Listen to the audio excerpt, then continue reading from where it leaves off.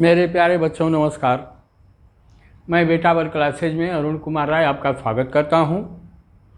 आज हम लोगों को आपकी पाठ्य पुस्तिका का एक्सरसाइज 1.1 पिछले क्लास में हम लोग 2 क्वेश्चन हल कर लिए थे। आज 2 क्वेश्चन को हल करना था, लेकिन पिछली क्लास में बताते समय मैं यह भूल गया। पहला क्वेश्चन जो है 3 और दूसरा क्वेश्चन जो है 3 और 4 के बीच में 6 परिमेय संख्याएं ज्ञात कीजिए, इन्होंने लिखा था, लेकिन हम लोगों ने केवल 5 का ही ये किया। 6 की बात हम लोग कर लेते हैं। तो 3 और 4 की तो बात छोड़ दीजिए। मैं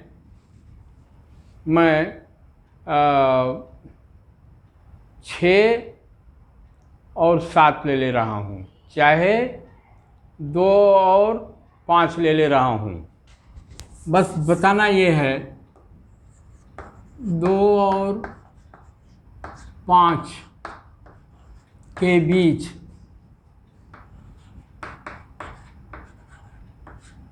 6 परिमेय संख्या। मैं 3 और 4 नहीं, कोई दूसरी संख्या लेकर के बतला रहा हूँ। कुछ भी ले लीजिए, सिस्टम यही रहता है। परिमेय संख्या। चलिए, पहला बात तो ये हो गया, यह बी हो गया, यह आर हो गया, ये एस हो गया, और इसको दोनों को जोड़ करके इसमें 2 से भाग दे देंगे। तो ये क्या हो जाएगा? पहली परिमेय संख्या क्या हो जाएगी? जैसे हम लोग ये जानते हैं, ये r बराबर यहाँ पर 2 है, s बराबर यहाँ पर क्या है? 5 है। तो r और s को जोड़ देंगे, मतलब r धन s बटा में 2 बराबर ये क्या हो गया? 2 धन 5 बटा में 2। ये क्या हो जाएगा हम लोगों का? 7 बटा में 5, 7 बटा में 2। ये पहली संख्या हो गई। दूसरी संख्या, यहाँ 2 है, 2 धन 7 बटा में 2 बटा में 2 बराबर ये क्या हो जाएगा? 2 दूना के 4, 7 11, 11 बटा में 2 गुणते 2 बराबर 11 बटा में 4। आप लोग जब इसको जोड़ेंगे तो यही आएगा। आप लोग जब इसको जोड़ेंगे तो यही योगफल आएगा। अब आप लोगों का स्तर ऊंचा हो गया है। एक एक चीज़ को बहुत खोल करके बताना मैं अच्छा नहीं समझ रहा हूँ। यह बहुत सिंपल चीज़ है। तीसरा क्या है? तीसरा है 2 धन 11 बटा में 4 बटा में 2 बराबर क्या हो गया? 4 दूना के 8, 8 और 11 19, 19 बटा 2 गुणते 4 बराबर 19 बटा में 8। अब देखिए, यह तो मैं शुरू से लेकर चला हूँ। अब हम लोग 7 बटा 2 और अंतिम संख्या 5 लेकर के चलें। चलिए, 7 बटा में 2 ये हम लोगों का r हो गया, पहली संख्या हो गई। फिर दूसरी संख्या क्या हो गई? 5 बटा में 2।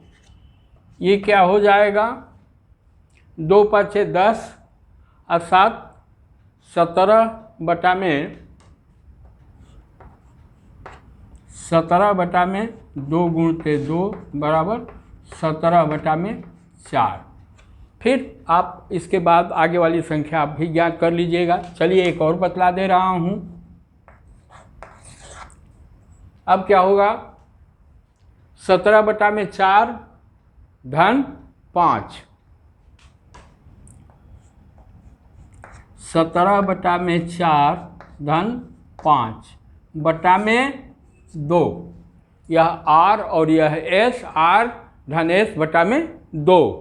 तो ये क्या हो गया, 4 5 20, 20 और 17 37 बराबर 37 बटा में 4 गुणते 2 बराबर 37 बटा 8। अब देखिए यह तो छठा आप लोग अपने ज्ञात कर लीजिएगा, कोई बहुत कठिन काम नहीं है। और जो एक बहुत सिंपल मेथड है, अब उसको हम लोग पहले करें। एक सिंपल मेथड मैं आप लोगों को बताया हूँ, या तो थोड़ा हो सकता है कि आप गड़बड़ हो जाएं, लेकिन हमको जब आंसर देना है, हमको केवल ये ज्ञात करना है कि 2 और 5 के बीच में 6 परिमेय संख्याएं कौन कौन सी हैं।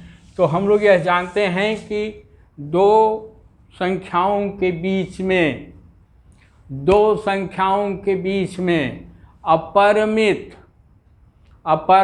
असंख्य परिमेय और अपरिमेय संख्याएं होती हैं। अपरिमेय को मैं छोड़ दे रहा हूं, बस अभी आप याद कीजिए, 2 संख्याओं के बीच में अपरिमित असंख्य परिमेय संख्याएं होती हैं। तो यह तो 5 ही मैं ज्ञात करके बताया हूँ। 2 संख्याएं क्या हैं, 2 और 5 हैं। ये 2 और 3 भी हो सकता है, 2 और 4 भी हो सकता है, कुछ भी हो सकता है।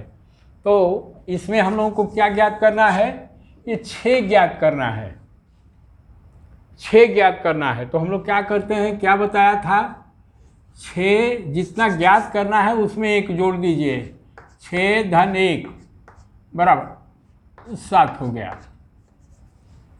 अब इसको और इसको इस ढंग से हम लोग चेंज करें कि इन दोनों का हर जो है 7 हो जाए। तो मैंने बताया था आप लोगों को कि यह 2 को हम लोग क्या लिख सकते हैं, 2 को हम लोग लिख सकते हैं 2 बटा में 1 बराबर गुणते ऊपर और नीचे 7 का यदि हम लोग गुणा कर देंगे, ऊपर और नीचे यदि 7 का गुणा कर देंगे तो इसके मान में, इसके मूल्य में कोई परिवर्तन नहीं हो होगा। तो ये क्या हो जाएगा हम लोगों का, 7 दूना के 14 बटा में 7, ये हो गया। फिर ऐसे ही 5 है, 5 को हम लोग क्या लिख सकते हैं, 5 बटा 1। हमको यह करना है कि इसका हर 7 हो जाए और कुछ नहीं करना है। तो क्या किया जाएगा, 7 का ऊपर और नीचे गुणा कर दिया जाए। ये क्या हो जाएगा, 7 पचे 35 बटा में 7। अरे भाई 7 पचे 35, 5 हो गया, या 7 बटा में 14 क्या हो गया, ये भी 2 हो गया। अब हम लोग क्या करें, आइए यहाँ पर आप 14 बटा 7 लिख लीजिए, फिर यहाँ कमा दीजिए। 6 संख्याएं ज्ञात करना है तो 6 बार 7 लिख करके 6 बार हर के रूप में 7 लिखिए। यह आप अपनी कॉपी पर, मान लीजिए क्वेश्चन ऐसे पूछ रहा है तो ऐसे ही लगाइएगा आप लोग, 1 2 3 4 5 और ये 7, 6 हो गया। और अंतिम संख्या क्या थी हम लोगों की, 35 थी, 35 बटा में 7। अब देखिए केवल 7 को ही हर मान करके 14 है और 35 के बीच में हम लोग 21 का अंतर है, 19 संख्याएं आ सकती हैं, 19 परिमेय संख्याएं आ सकती हैं। तो अब जैसे यहाँ पर 15 है, 15 16 17 18 19 20 कर देंगे, वो भी हो जाएगा। अथवा आप यहाँ पर 15 कीजिए, यहाँ पर 3 का अंतर लेकर चलिए, 18 कर दीजिए, यहाँ पर 21 कर दीजिए, यहाँ पर 24 कर दीजिए, यहाँ पर 27 कर दीजिए और यहाँ पर 30 कर दीजिए, यह भी ठीक है। अथवा कुछ नहीं, 15 कीजिए, ये 15 हो गया, यहाँ पर 16 कर दीजिए, यहाँ पर 17 कर दीजिए, यहाँ पर 18 कर दीजिए यहाँ पर 19 कर दीजिए। कुछ भी कर सकते हैं, कोई दिक्कत नहीं है। आपको इधर से नहीं आना है, पीछे से आइए, पीछे से इसको कीजिए। इसके मूल्य में कोई परिवर्तन नहीं होने वाला। अरे ये आपके उत्तर में, इसलिए कि दो संख्याओं के बीच में अपरिमित परिमेय संख्या होती है। यहाँ पर 34 कर दीजिए, यहाँ पर 33 कर दीजिए, यहाँ पर 32 कर दीजिए, यहाँ पर 31 कर दीजिए, यहाँ पर 30 कर दीजिए और यहाँ पर 29 कर दीजिए। हम लोगों के उत्तर में कहीं कोई गलती नहीं होगी। तो ये हो गया, मैं बताना चाह रहा था क्योंकि कल ये छूट गया था। 6 संख्याओं को बताना था, मैं आपको केवल क्या कहते हैं 5 ही बताया था। और ये प्रैक्टिस के लिए मैंने आपको कर दिया कि कुछ भी हो सकता है, बस आपका कंसेप्ट क्लियर होना चाहिए। यदि आपका कंसेप्ट क्लियर है तो ये बहुत ही सरल सवाल होता है। अब है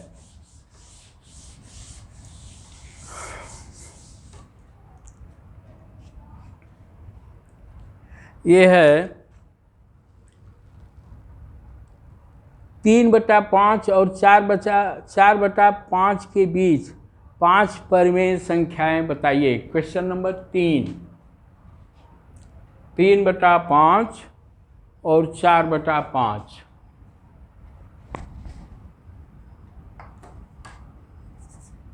ये 3/5 और 4/5 के बीच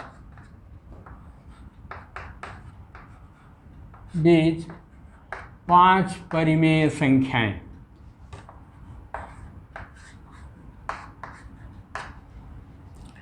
यह क्या है हम लोगों का? 3/5 क्या है? R है। यह क्या है? 4/5 क्या है? S है। दोनों को जोड़ करके 2 का भाग दे देंगे तो R बराबर हम लोगों का हो गया 3/5। S बराबर क्या हो गया? 4/5। अब R धन S बटा में 2 बराबर क्या होगा? 3/5 धन 4/5 बटा में 2 बटा में 2 से भाग दे देंगे। तो ये क्या हो गया? चूँकि दोनों का हर एक ही है तो 4 3 7/5 हो गया। दोनों को जोड़ेंगे और उसमें 2 का गुणा कर देंगे तो क्या हो जाएगा? 7 बटा में 2 गुणते 5 बराबर 7 बटा में 10। ये बेटा हम लोगों के लिए पहला हो गया। फिर आर एस बटा में 2। अब ये क्या हो जाएगा हम लोगों के लिए? यह एस हो गया और R 3/5 है। दूसरा क्या हो जाएगा? 3/5 धन 7 बटा में 10 और बटा में 2। ये क्या हो जाएगा जब हम लोग इसको जोड़ेंगे? तो पहले तो इसको हम लोग जोड़ें। ये क्या होगा? 10 लघुत्तम हो जाएगा। 5 दूना के 10, 2 तिहाई 6। 6 धन 7 बटा में 2 गुणते 10 बराबर ये क्या हो गया? 13 बटा में 20। यह हम लोगों की दूसरा परिमेय संख्या हो गई। तीसरा ले लें। 3 इधर से ले रहा हूँ, 2 पीछे से ले लिया जाएगा।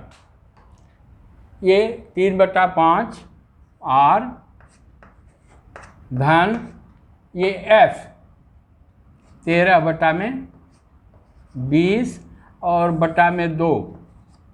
ये हम लोगों का क्या हो जाएगा? 5 चौके 20, 20 लघुत्तम हो जाएगा। 4 तिहाई 12,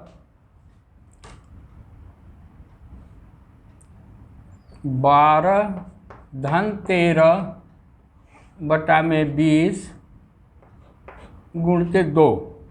ये क्या हो गया हम लोगों का? 25 बटा में 40।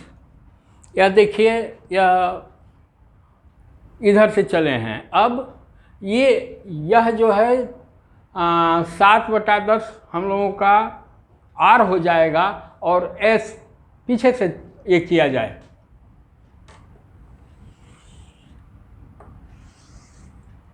ये क्या हो जाएगा,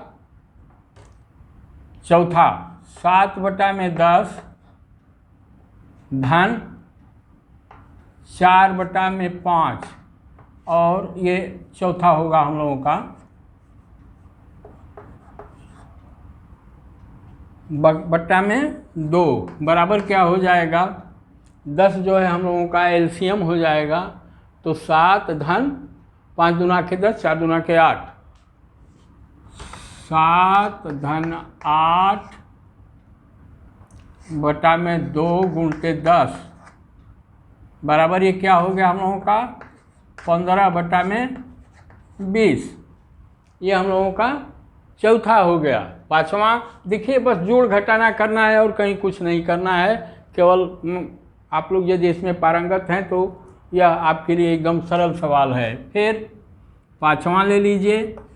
पाँचवा क्या होगा, अब ये हम लोगों के लिए आर हो गया 15/20 धन 4/5 और ये पूरे का बटा में 2। ये बराबर क्या हो जाएगा, 20 हम लोगों का हो जाएगा एलसीएम लघुत्तम। तो ये हो गया 15 धन 5 चौके 20, 5 चौके 20, 4 चौके 16। ये 16 बटा में 2 गुणते 20 बराबर ये कितना आ गया, 15 और 16 हम लोग जोड़ेंगे तो क्या होगा, 31 होगा। 31 बटा में 2 गुणते 20 बराबर ये 40। यह देखिए, यह पहली परंपरागत विधि जो है उससे हम लोग ज्ञात किए हैं। और एक दूसरी परंपरागत विधि जो है उससे हम लोग ज्ञात करें। यह वह विधि जो है थोड़ा सा सरल है, वह विधि थोड़ी सरल है। चाहे आप इससे करें चाहे उससे करें, जानना दोनों चाहिए और आप अपना उत्तर जैसे भी दें, क्योंकि यह वहाँ पर आपकी स्वतंत्रता है। चाहे जिस विधि से भी आप इसका उत्तर दें, कोई दिक्कत नहीं है। क्या है, 5 हमको ज्ञात करना है। ए आर और एस की भी कोई बात नहीं है, ए आर और एस भी नहीं रहेगा। 3/5 और 4/5 के बीच में हम लोगों को 5 क्या कहते हैं, परिमेय संख्याओं को बताना है। मतलब क्या होगा, 5 धन 1 बराबर 6। अब इसको जो है इसका हर 6 के रूप में हम लोग ये कर लें, कोई बात नहीं। चूँकि यह भी 5 है और ये भी 5 है तो एक ही है, कोई दिक्कत नहीं है। तो 3/5 गुणते 6/6, 6 का ऊपर 6 का नीचे गुणा कर देंगे, कोई इसके मूल्य में अंतर नहीं होगा। ये क्या हो जाएगा, 18/30। फिर ये क्या है, 4/5 है, 4/5। इसको क्या करें, 6 से ऊपर और 6 से नीचे गुणा कर दीजिए। 6/6 एक का गुणा करेंगे तो उसके मान में कोई परिवर्तन नहीं होगा। ये हम लोगों का क्या हो जाएगा, ये हो जाएगा 24/30। हर हो गया हम लोगों का 30। क्या बताया गया है आपको, इनको क्रमशः लिख लीजिए। 18 से 24 लिख लीजिए। पहले यहाँ पर लिखिए 18/30। ठीक, अब हमको 5 लिखना है। हर जो है यहाँ पर क्या है, 5 30 है। तो 5 जगह पहले 30 लिखिए हर के रूप में।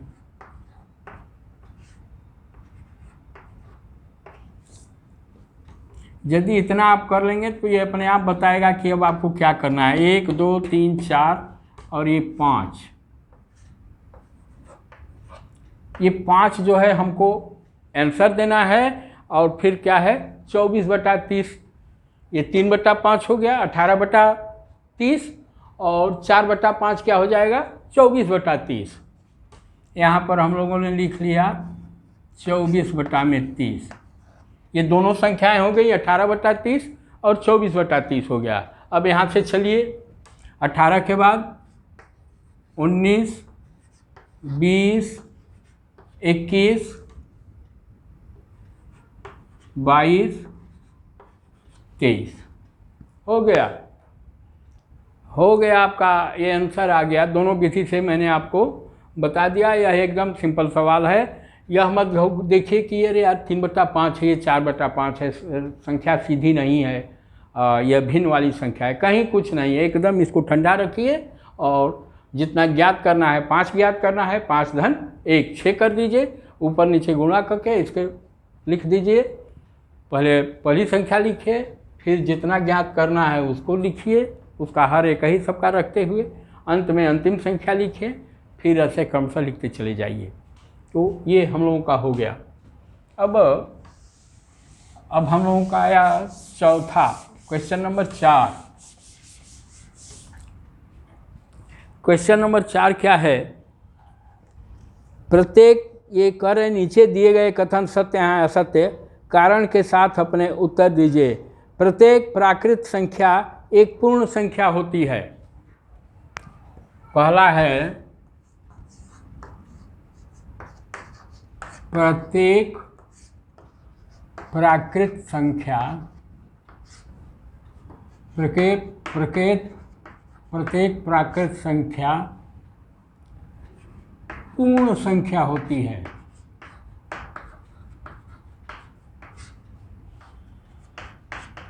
यह क्या है? अब देखिए, प्रत्येक प्राकृत संख्या क्या है? 1 2 3 4 5 6 7 8 9 10 चलते चले जाइए ऑनवर्ड। पूर्ण संख्या होती है। जब प्राकृत संख्या में हम 0 और बढ़ा लेते हैं, जोड़ देते हैं, तो वह पूर्ण संख्या हो जाती है। तो क्या हम देख रहे हैं? वह पूर्ण संख्या में ही आ रही है, हर प्राकृत संख्या। तो ये क्या है? सत्य है। फिर ये कह रहे हैं, मैं अब बहुत ज़्यादा इसमें नहीं समझाना चाह रहा हूँ, आप लोग एकदम पारंगत होंगे। प्राकृत संख्याएं जितने होती हैं उसमें जब हम लोग 0 जोड़ देते हैं, जैसे मान लीजिए आप यहाँ पर चलिए 1 2 3 4 5 ऐसे चले जाइए। यह क्या है? हम लोगों की प्राकृत संख्या है। और इसके आगे यदि और हम लोग जोड़ लेते हैं इसमें 0, तो ये पूर्ण संख्या हो जाती है। तो पूर्ण संख्या में हम लोग देख रहे हैं कि 1 2 3 4 5 भी है, प्राकृत संख्या है। अतः प्रत्येक प्राकृत संख्या क्या होती है? पूर्ण संख्या होती है। ये क्या है? सत्य है। दूसरा क्या है हम लोगों का? प्रत्येक पूर्णांक एक पूर्ण संख्या होती है।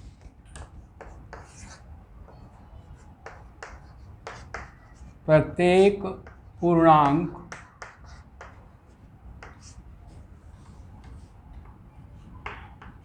एक पूर्ण संख्या होती है। यह क्या है? इस पर अब हम लोग विचार करें। प्रत्येक पूर्णांक एक पूर्ण संख्या होती है। अब पूर्णांक क्या होता है? यह 0 हो गया, इसके बाद इसमें -1 -2 -3 -4, ये क्या है? ये धनात्मक माने पूर्ण संख्या ऋण। अब ऋणात्मक जो है माने 0 के जब हम लोग बाईं तरफ बढ़ते हैं ऋणात्मक संख्याएं आती हैं, ये सब क्या माने जाते हैं? पूर्णांक संख्याएं मानी जाती हैं। इनको पूर्णांक कहा जाता है, मतलब इधर से लेकर के पूरा। अब यहाँ क्या है? प्रत्येक पूर्णांक एक पूर्ण संख्या होती है। हमारी पूर्ण संख्या कहाँ से है? पूर्ण संख्या यहाँ से मानी जाती है। और पूर्णांक कहाँ से माना जाता है? ये सब एकदम पूरा माना जाता है। तो यह पूर्णांक ये भी है, लेकिन पूर्ण संख्या ये नहीं है। अतः ये क्या है? असत्य है। प्रत्येक पूर्णांक पूर्ण संख्या होती है नहीं, असत्य है। क्योंकि हमारी पूर्ण संख्या 0, 1, 2, 3, 4, 5 ऑनवर्ड, और यह जो है इसका ऋणात्मक मान भी पूर्ण संख्या में, पूर्णांक में आता है। अतः यह क्या है? हम लोगों का असत्य है। असत्य है। फिर तीसरा क्या है? तीसरा है प्रत्येक परिमेय संख्या एक पूर्ण संख्या होती है। प्रत्येक परिमेय संख्या